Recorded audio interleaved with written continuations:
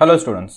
இன்னைக்கு நம்ம பார்க்க போற எக்சர்சைஸ் 14th எக்சர்சைஸ். இந்த எக்சர்சைஸ்ல வந்து டேட்டாவை கிளையண்ட்ல இருந்து சர்வருக்கு அப்லோட் பண்ண போறோம். அதுதான் இந்த exercise JSP data upload. So யூசர்ட்ட இருந்து டேட்டா வாங்கி சர்வரில் இருக்கிற MySQL டேட்டாபேஸில் கொண்டு போயிட்டு அதை ஸ்டோர் பண்ண போகிறோம். ஓகேவா? ஸோ அதில் என்னென்ன டீட்டெயில்ஸ் வாங்க போகிறோம் அப்படின்னு பார்த்தீங்கன்னா register number, name, department, year. So இந்த 4 டீட்டெயிலையும் வாங்கி சப்மிட் பண்ண உடனே கொண்டு போய் சர்வரில் சப்மிட் பண்ணிவிடுவோம். MySQLல ஸ்டோர் பண்ணிவிட்டு டேட்டா அப்லோடட் அப்படின்ற டீட்டெயிலை மட்டும் நம்ம டிஸ்பிளே பண்ணுவோம். ஸோ எப்படி இருக்குன்றதை ரன் பண்ணி பார்ப்போம். ஸோ ஃபஸ்ட்டு ரெஜிஸ்டர் நம்பரில் கொடுத்துருப்போம், நேமு ஸ்ட்ரிங்கு, டிபார்ட்மெண்ட்டு இதுவும் ஸ்ட்ரிங்கு, அதுக்கப்புறம் இயர் இதுவும் ஸ்ட்ரிங்கு கொடுத்துட்டு சப்மிட் கொடுத்துட்டோம் அப்படின்னா கரெக்டாக அப்லோட் ஆகிடுச்சு. டேட்டாபேஸில் கனெக்ஷனை மேக் பண்ணி நம்ம கொடுத்த டேட்டா சர்வரில் அப்லோட் ஆகிடுச்சு அப்படின்னா டேட்டா அப்லோடட் அப்படின்ற இந்த டீட்டெயில் மட்டும் நமக்கு டிஸ்பிளே ஆகும். சரியா? ஸோ இதான் நம்ம செய்ய போகிறோம். ஸோ இதுக்கு என்ன செய்யணும் அப்படின்னு பார்த்தீங்கன்னா ப்ரிலிமினரியாக ஃபஸ்ட்டு டேட்டாபேஸை ஒன்று க்ரியேட் பண்ணிக்கணும். ஸோ நம்ம இதில் எந்த டேட்டாபேஸை ஆக்சஸ் பண்ண போகிறோம் அப்படின்னு பார்த்தீங்கன்னா MySQLல இருக்கிற டிஃபால்ட்டான டெஸ்ட் அப்படின்ற டேட்டாபேஸை நம்ம யூஸ் பண்ணிக்க போகிறோம். ஸோ அந்த டேட்டாபேஸில் ஸ்டூடெண்ட் டேபிள் அப்படின்ற ஒரு டேபிள் க்ரியேட் பண்ணிக்க போகிறோம். ஸோ ஏற்கனவே அந்த டேபிளில் நான் க்ரியேட் பண்ணியிருக்கேன். அந்த டேபிளோட டிஸ்கிரிப்ஷன் மட்டும் காட்டுறேன். ஸோ ஃபஸ்ட்டு நம்ம என்ன பண்ண போகிறோம் அப்படின்னா டெஸ்ட் அப்படின்ற டேட்டாபேஸ் அதை மட்டும் யூஸ் பண்ணிக்க போகிறோம். ஸோ இப்போ நமக்கு டெஸ்ட்ன்ற டேட்டாபேஸை யூஸ் பண்ணுற சொல்லியாச்சு. இதில் என்னென்ன டேபிள்ஸ் இருக்குது அப்படின்னு பார்ப்போம். ஸோ இதில் ஸ்டூடெண்ட் டேபிள் STUD_TBL இந்த டேபிளை தான் நம்ம யூஸ் பண்ண போகிறோம். ஸோ இதோட டிஸ்கிரிப்ஷன் பார்ப்போம்.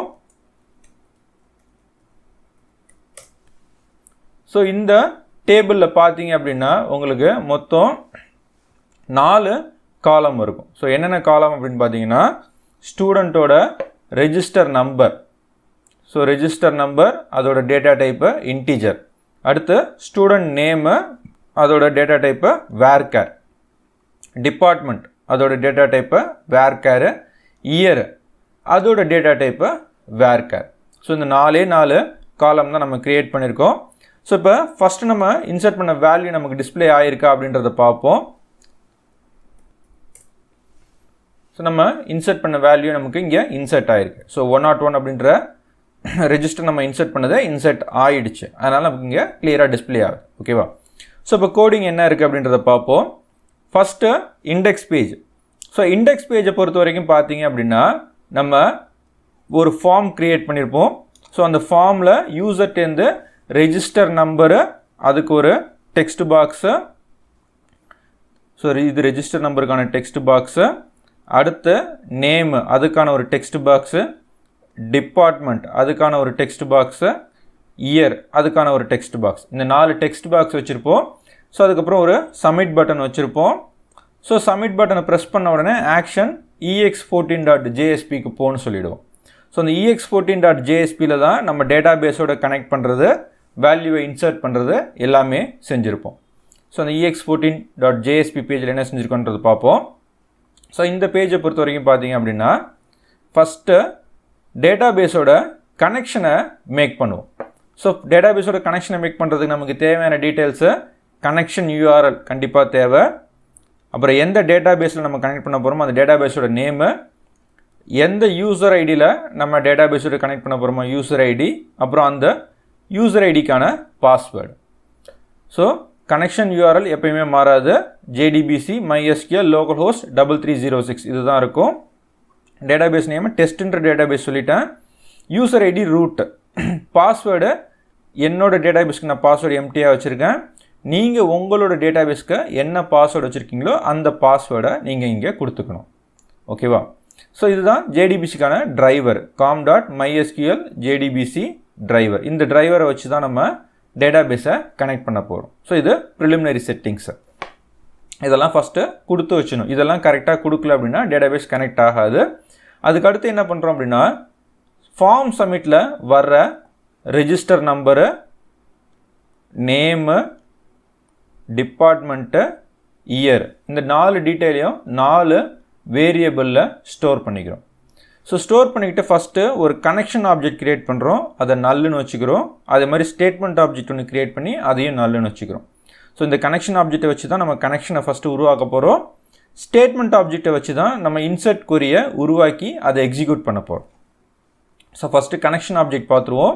ஸோ கனெக்ஷன் ஆப்ஜெக்ட் பார்த்தீங்க அப்படின்னா ட்ரையில் கொடுத்துருக்கோம். ஸோ இதில் டேட்டாபேஸில் எரர் வரும் அப்படின்றதுனால ட்ரை கேட்சில் கொடுத்துருக்கோம்.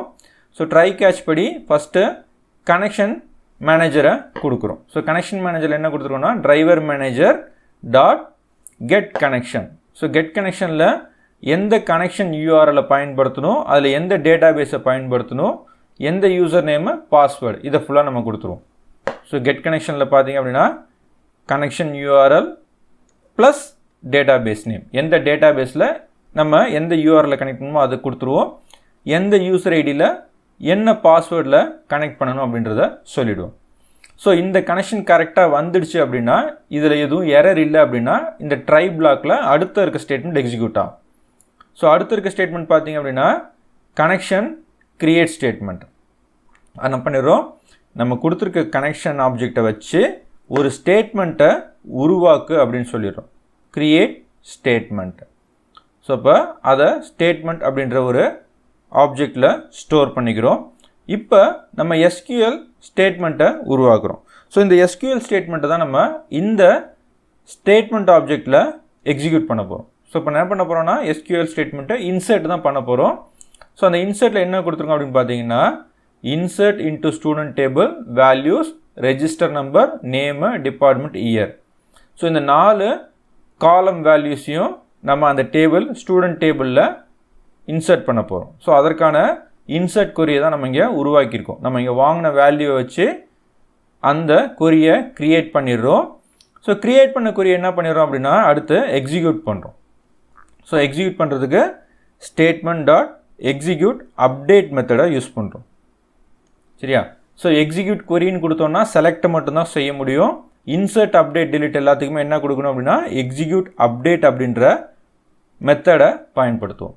ஸோ இப்போ இங்கே உருவாக்கியிருக்க SQL ஸ்டேட்மெண்ட்டை ஸ்டேட்மெண்ட் டாட் எக்ஸிக்யூட் அப்டேட்டில் நம்ம ரன் பண்ணுறோம். ஸோ ரன் பண்ணும்போது கரெக்டாக இன்சர்ட் ஆகிடுச்சு அப்படின்னா எத்தனை ரோ இன்சர்ட் ஆகிருக்கு அப்படின்ற அந்த நம்பர் நமக்கு டிஸ்பிளே ஆகும். அதை நம்ம ஒரு வேரியபிளில் ஸ்டோர் பண்ணிக்கிறோம்.